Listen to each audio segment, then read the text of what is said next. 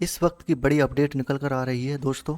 वित्त मंत्री निर्मला सीतारमण ने 45वीं जीएसटी काउंसिल की बैठक में क्या बोला है, बताते हैं इस अपडेट वीडियो में। वित्त मंत्री ने साफ कर दिया है कि पेट्रोल डीजल को जीएसटी के दायरे में नहीं लाया जाएगा। हालांकि उन्होंने कुछ जीवन रक्षक दवाओं को जीएसटी से छूट देने का ऐलान किया है। पेट्रोल डीजल के दामों में कमी की उम्मीद लगाए बैठे लोगों को आज फिर निराशा हाथ लगी। जीएसटी काउंसिलिंग की बैठक के बाद साफ हो गया कि फिलहाल पेट्रोल डीजल की जीएसटी के दायरे में नहीं लाया जाएगा। 45वीं जीएसटी काउंसिलिंग की बैठक के बाद वित्त मंत्री निर्मला सीतारमण ने इसके लिए गए फैसले की जानकारी दी।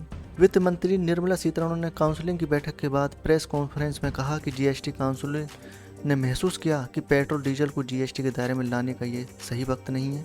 मालूम हो कि 1 जुलाई 2017 को जब जीएसटी लागू हुआ था तो केंद्र व राज्य सरकारों ने अपने राजस्व के मद्देनजर कच्चे तेल, प्राकृतिक गैस, पेट्रोल, डीजल और एटीएफ को जीएसटी के दायरे से बाहर रखा था। इस पर केंद्र सरकार व राज्य सरकार अपने अपने यहाँ अलग अलग कर लगाती हैं और उससे आने वाला पैसा सरकारी खजाने में जाता है। आज दिल्ली में पेट्रोल की कीमत 101 रुपये 19 पैसे और डीजल की कीमत 88 रुपये 62 पैसे प्रति लीटर है।